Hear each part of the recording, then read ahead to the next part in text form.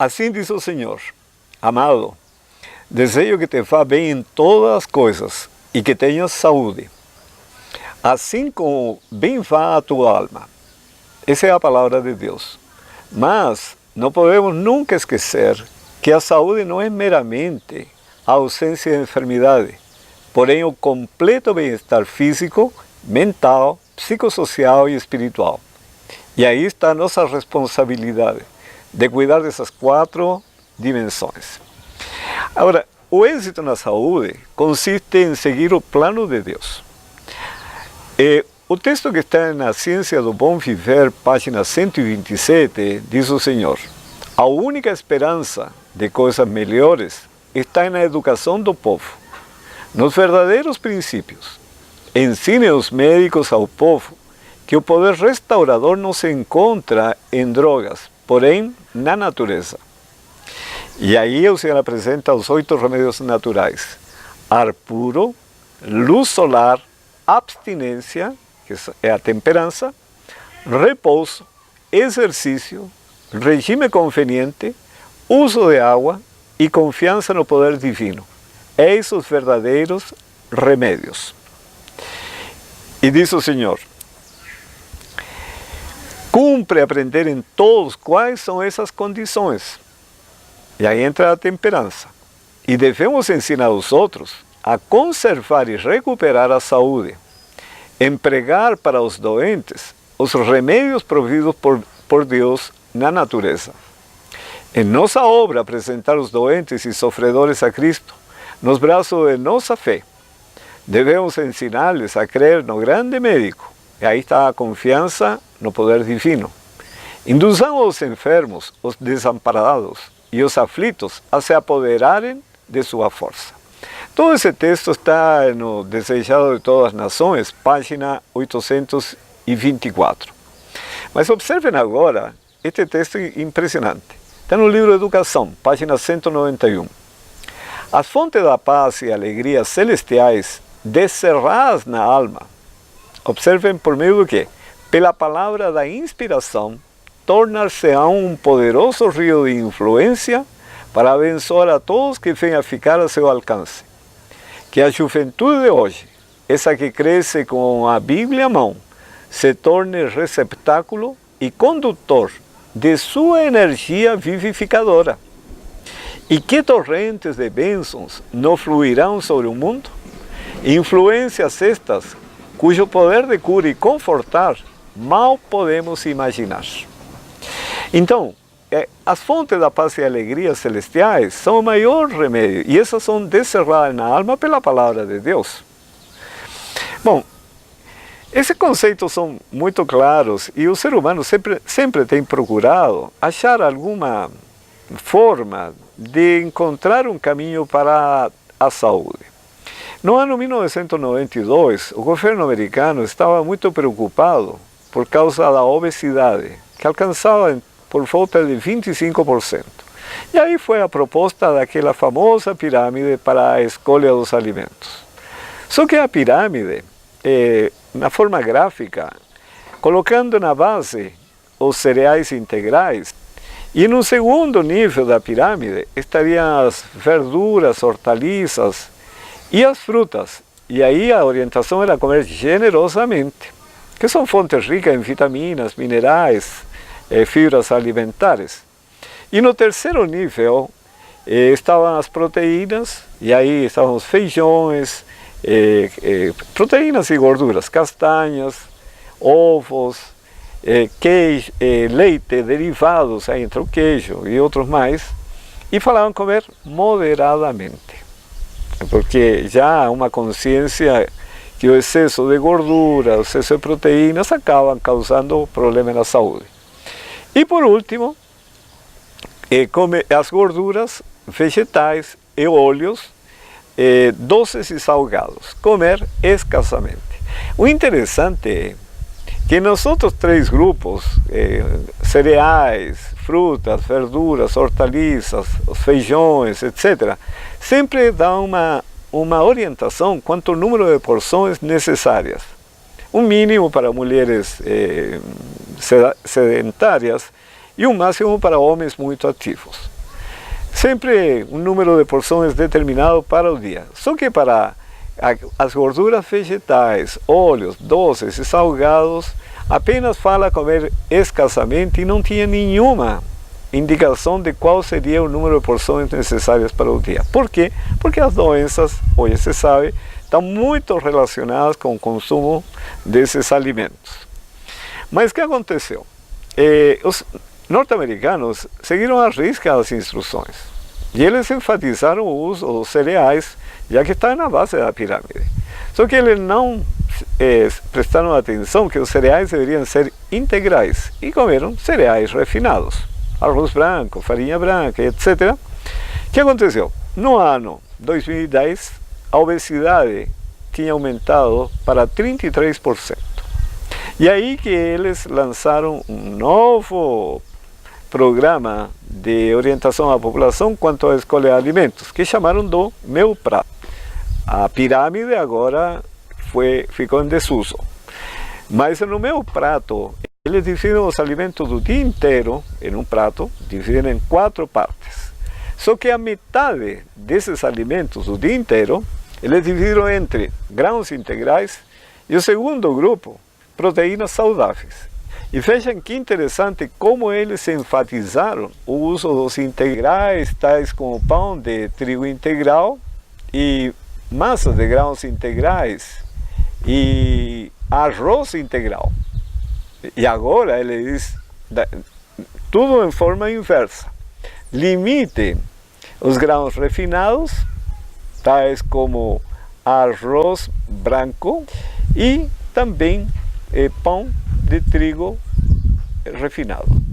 Então eles falam como integrais e não como refinados. E quanto às proteínas saudáveis, eles falam escolha peixes, frangos, feijões e nozes. Limite o consumo de carne vermelha, de queijos, bacon, frios e outras carnes processadas. Agora, na outra metade dos alimentos, eles dividem em frutas, verduras e hortaliças. Mas é interessante que a porção maior cabe para as verduras e hortaliças e a menor para as frutas, por causa das doenças inflamatórias. E então a sugestão é comer muita verdura crua, hortaliças cruas, porque tem muitos antioxidantes, fibras alimentares importantes e tem também vitaminas, minerais e muitos flavonoides que são fundamentais para a proteção do organismo. Essa foi a recomendação do ano 2010, quando a obesidade estava em 33%, e a que prevalece até o dia de hoje. Mas um ponto importante é, porque a escolha de alimentos pode ser realmente a mais correta, mas ainda precisamos saber como combinar esses alimentos, porque temos que evitar a fermentação estomacal, e muitas combinações promovem a fermentação. Então, aí entram as orientações do Senhor, que são a forma segura de saber como fazer essas combinações. Porque na perspectiva humana, às vezes se pensa que determinadas combinações não são adequadas, mas estão pensando-se no efeito em uma pessoa ou um grupo de pessoas, mas isso não pode se generalizar para todos, como veremos agora nestes textos. O primeiro tem Conselho sobre o Regime Alimentar, página 93, e diz o Senhor: no uso dos alimentos devemos exercer discernimento e bom senso.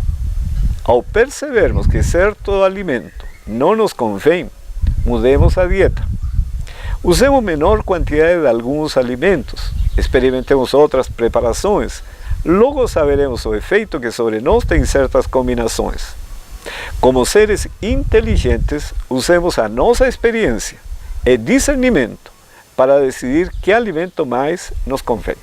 Então é uma questão de experiência pessoal e é questão de discernimento e bom senso na escolha dos alimentos. O segundo texto complementa, está no mesmo livro, página 94. Nossa comida deve ser de acordo com o clima em que vivemos e a ocupação em que nos empregamos.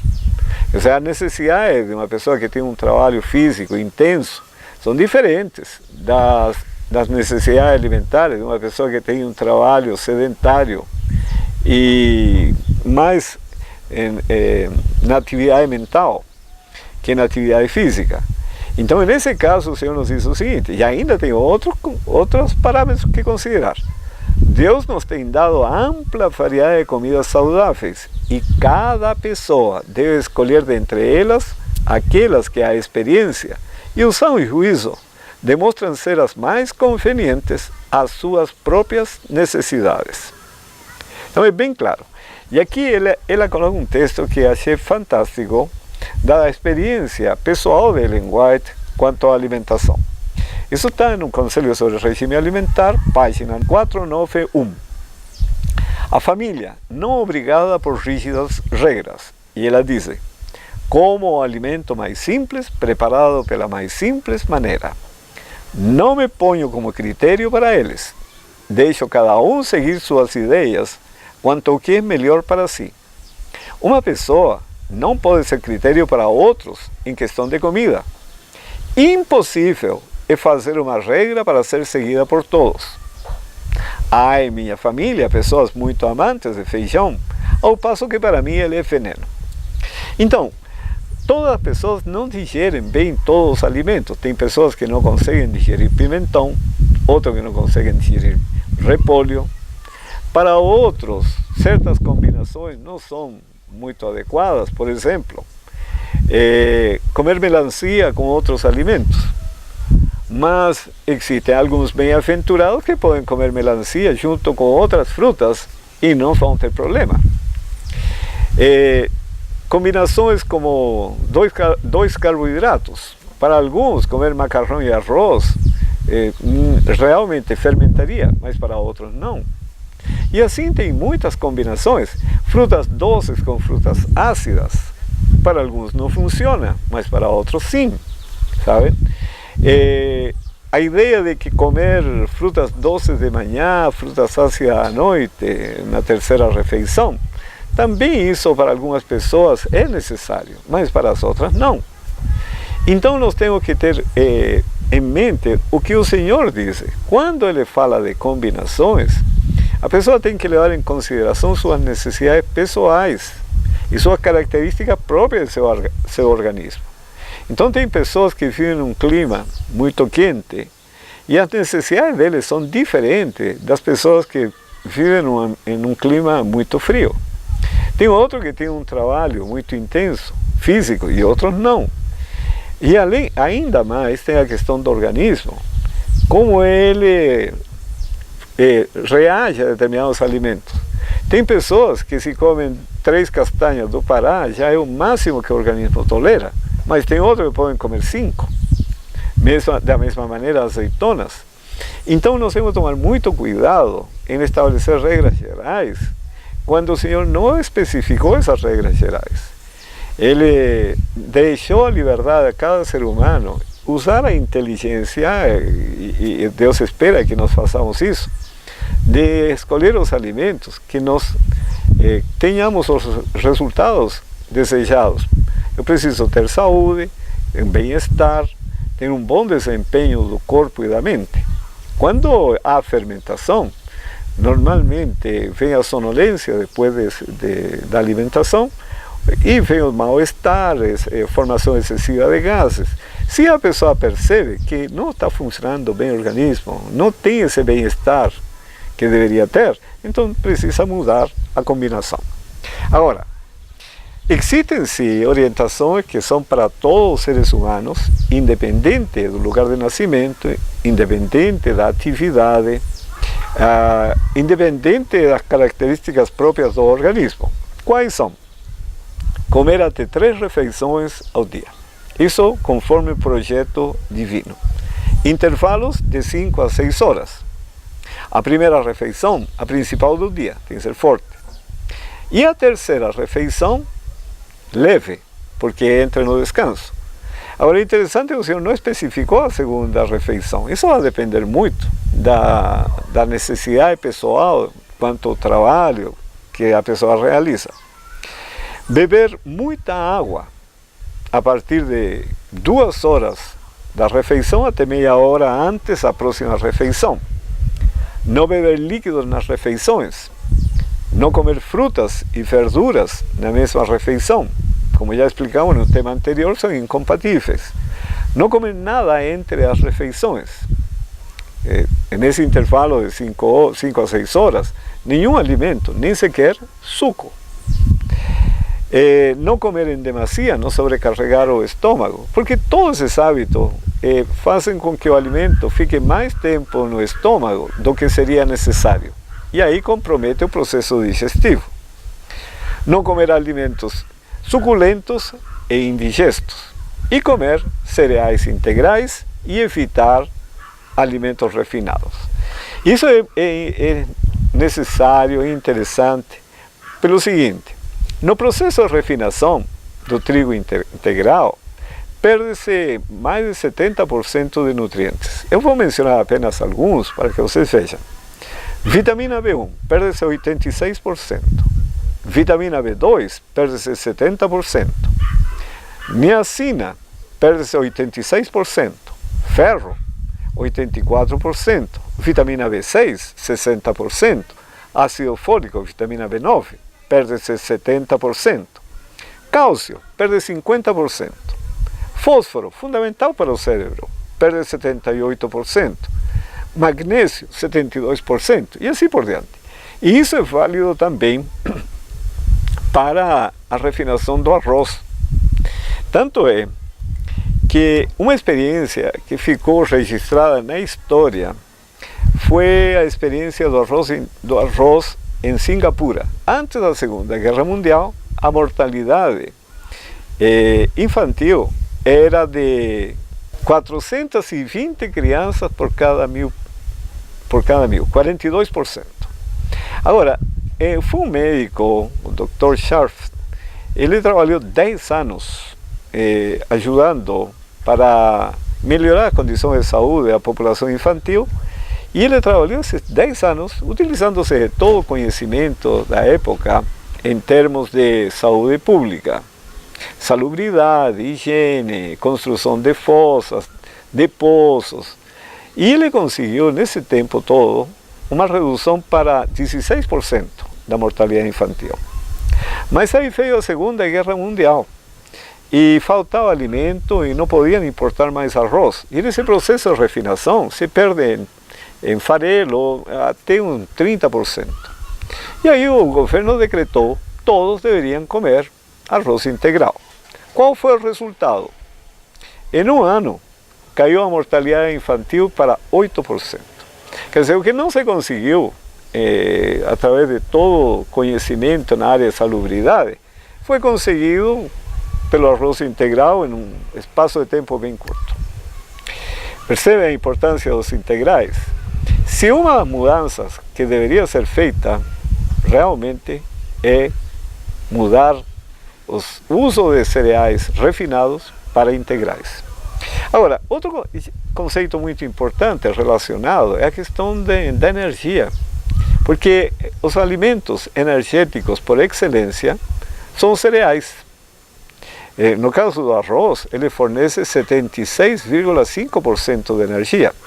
O trigo, 76%, o milho, 70,1%.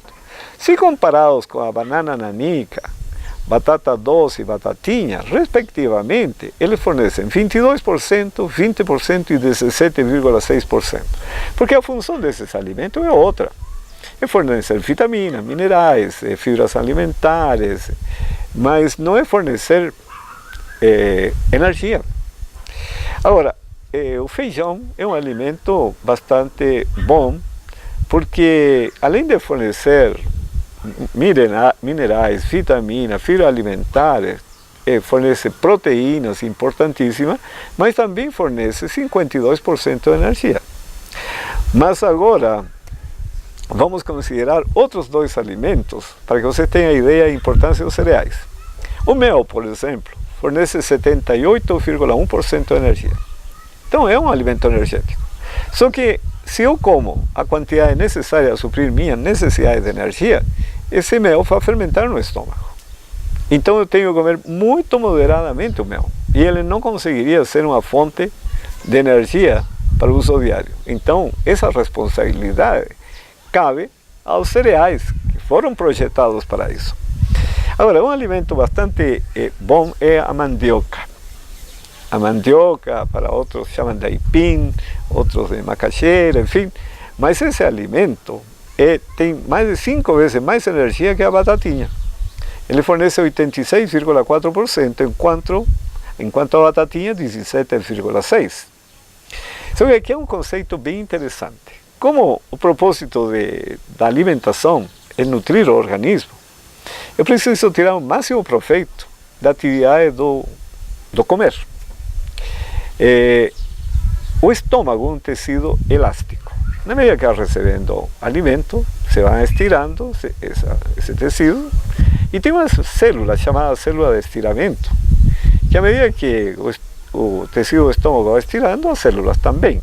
E foram projetadas para um determinado tamanho emitir estímulos nervosos para o cérebro, e o cérebro entende que o estômago já está completo, que tem que cessar de comer. E aí, através de hormônios, você tem aquele sentimento de saciedade, sabe? Mas aqui é interessante o seguinte, que se eu como 1 quilo de mandioca cozida, que seria uma das formas saudáveis, porque frita não seria o caso, então teria que ser ou assada ou cozida. Mas se for cozida, aproximadamente 700 gramas é água, mesmo que deixe escorrer por muito tempo. Então o que sobra de mandioca para nutrir o organismo e fornecer energia são 300 gramas. Agora, se você pega essa mandioca, corta em pedaços, coloca numa assadeira e deixa ela evaporar água, pode temperar da forma que você achar melhor e vá controlando que fique quase crocante. Agora, 1 quilo dessa mandioca já eliminou muita água, não tem mais do que umas 400 gramas de água, quer dizer, sobram umas 600 gramas de mandioca mesmo. É o dobro do que se essa mandioca fosse cozida. Como o estômago funciona por peso, 1 quilo de mandioca cozida ou 1 quilo de mandioca assada, o estômago não sabe disso. O que sim acontece é que o tecido do estômago vai estirando, as células também, quando chegou no ponto, emitem os sinais e o cérebro entende que chegou a hora de parar de comer. Mas você agora tem um dobro da energia disponível para o mesmo ato de comer. Isso também acontece com o macarrão. O macarrão é farinha e água. Se você deixa escorrer, vai ter muito mais água que farinha. E da farinha que vem a energia. Então, o que você pode fazer? Coloca esse macarrão numa travessa, rala a castanha de Pará, coloca em cima, pode colocar primeiro o molho que foi preparado, a castanha de Pará vai no forno e deixa secar bastante. Aí você vai ter muito mais farinha por quilo e o estômago vai trabalhar da mesma maneira que foi o caso da mandioca e o resultado você vai ter mais energia. Interessante, não é? Mas o ponto mais importante da saúde é saber que mesmo comendo todos os alimentos corretamente, ainda a saúde é resultado da bênção de Deus. Não está fundamentada no arroz integral, castanha, fruta, etc. Isso é necessário, mas quem concede a bênção da saúde é Deus. Eu vou ler uns textos que estão em Conselho sobre o Regime Alimentar, página 121, que diz assim: Cristo fora o guia e mestre do antigo Israel e ensinara-lhe que a saúde é o prêmio da obediência às leis divinas. O grande médico que curava os doentes da Palestina falara a seu povo da coluna de nuvem, dizendo-lhe, observem, o que devia fazer e o que Deus faria por ele. Percebem? A participação dos dois. E diz ainda, se ouvires atento à voz do Senhor teu Deus, disse, e fizeres o que é reto diante de seus olhos, e inclinares os teus ouvidos aos seus mandamentos, e guardares todos os seus estatutos, nenhuma das enfermidades porei sobre ti que pus sobre o Egito, porque eu sou o Senhor que te sara. E aqui cita Êxodo capítulo 15, versículo 26. Vocês percebem? A saúde é resultado da bênção de Deus quando atendidas as orientações dadas pelo Senhor. Na mesma página, diz ainda: Cristo deu a Israel definidas instruções acerca de seus hábitos de vida e assegurou-lhe: e o Senhor de ti desviará toda enfermidade. E observem, quando cumpriam as condições, verificavam-se as promessas. Entre as suas tribos não houve um só enfermo. E aqui cita Salmo 105, versículo 37. Então, qual é minha participação em tudo isso? Em obedecer às orientações do Senhor. Qual é a parte do Senhor? Abençoar-me com saúde. Porque não podemos esquecer que são 6.000 anos de pecado. E nós somos uma geração debilitada, com menos resistência, com menos vigor, menos de tudo. E ainda vive um ambiente tremendamente contaminado. Nós temos ar poluído, alimentos que vêm com químicos, os industrializados, agrotóxicos. Estamos sujeitos à radiação, vírus, bactérias, transgênicos. Então, nesse contexto, por mais que a pessoa coma arroz integral, pão integral, frutas, tudo no seu horário, combinações corretas, ainda precisa da bênção de Deus, a intervenção sobrenatural do Senhor para ter saúde. Por isso que aqui diz, na Conselho sobre o Regime Alimentar, página 49 e 50, diz o seguinte, aqui faz uma comparação com a Arca de Noé. Depois de haver o homem feito tudo em seu poder para garantir a saúde, recusando satisfazer o apetite, a fim de possuir mente saudável e imaginação santificada, para que possa fazer a Deus uma oferta em justiça, está então salvo somente pelo milagre da graça de Deus. Perceberam? E aqui vem um exemplo. Como a arca esteve salva sobre os vagalhões da tormenta, Noé havia feito tudo o que Deus dele requerera ao preparar a arca. Então Deus fez aquilo que o homem não podia fazer e preparou a arca pelo seu miraculoso poder. Então, a mesma situação com hoje. O mesmo se dá hoje. Agora observem, em Deuteronômio capítulo 7, verso 11 e 15, a 15, diz o Senhor: guarda, pois, os mandamentos e os estatutos e os juízos que hoje te mando cumprir. Será, pois, que se ouvindo estes juízos, os guardares e cumprires, o Senhor teu Deus te guardará a aliança e a misericórdia prometida. Ele te amará e te abençoará. O Senhor afastará de ti toda a enfermidade e as doenças malignas dos egípcios. Então, a participação de Deus é fundamental e não podemos esquecer disso. Porque se nós esperamos que fazendo tudo, sabe, eu preciso do Senhor. Graças a Deus por isso. Porque assim ninguém se vai sentir orgulhoso diante do outro de melhorei minha saúde, fiz isso. Não. Faça o que o Senhor disse e receba a bênção que o Senhor disse. Em Conselho sobre Saúde, página 344, diz: muito íntima é a relação que existe entre a mente e o corpo. Quando um é afetado, o outro se ressente. Essa é a razão do porquê o Senhor está tão preocupado com preservar nossa saúde.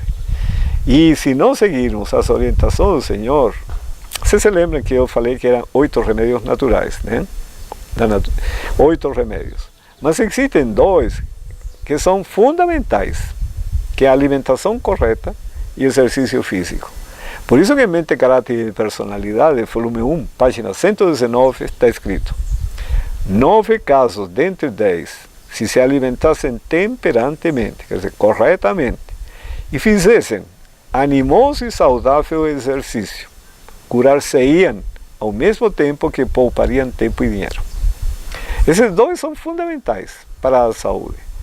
E nós temos que investir neles. Claro é que necessitamos luz solar, necessitamos ar puro, beber água em abundância, o descanso, enfim, mas esses 2 são fundamentais. Quando Israel viveu essa realidade, é o que diz o Salmo 105, versículo 37. Entre as suas tribos não houve um só enfermo. Agora, Satanás sabe disso. E nós estamos num grande conflito. Ele sabe que o corpo afeta a mente, e a mente o corpo. Mas como ele pode obter o maior sucesso? É procurar levar o indivíduo a transgredir as leis da saúde e com isso afetar o corpo, e com isso afetar a mente, e Satanás adquire domínio. Veja o que diz no livro Temperança, página 12. Satanás reuniu os anjos caídos a fim de inventar algum meio de fazer o máximo de mal possível à família humana. Foi apresentada proposta sobre proposta, até que finalmente Satanás mesmo imaginou um plano. Olha que plano! Ele tomaria o fruto da vida, também o trigo e outras coisas dadas por Deus como alimento, e convertê-los-ia em venenos que arruinariam as faculdades físicas, mentais e morais do homem. O plano perfeito. Só a refinação do arroz, refinação do trigo, ele já não nutre o organismo. Eu mostrei a perda de nutrientes muito grande. Agora, se eles são ingeridos, vão ocupar um espaço no estômago que impede a outros alimentos fornecerem os nutrientes necessários para o organismo. E a pessoa se vai debilitando, e debilitada, a doença assume seu lugar. Agora, por esse motivo, em Ciência de Bom Viver, página 130, está escrito: o corpo é o único agente pelo qual a mente e a alma se desenvolvem para a edificação do caráter. Daí o adversário dirigir suas tentações para o enfraquecimento e degradação da faculdade física. Porque se você antecipa a sua morte por maus hábitos, antes de que o Espírito Santo tenha formado o caráter de Cristo, você colocou sua salvação a perder. Não porque Cristo não tenha dado a salvação, é porque você não tomou posse da salvação. E é aí que o Senhor nos orienta. E no livro Temperança há um chamado para você e para mim e para todos. Na página 237. Há em nossos dias necessidade de homens e também mulheres, como Daniel, homens e também mulheres, que possuam a abnegação e a coragem de serem radicais reformadores de temperança. E o que o diabo normalmente fala? Que não devemos ser radicais. Mas o que significa ser radical? Significa voltar às raízes, voltar às origens, ao plano original de Deus. É assim que somos abençoados. Bom, este é um dos assuntos, entre muitos outros, mas eu convidaria a entrar no canal YouTube Saúde para a Eternidade.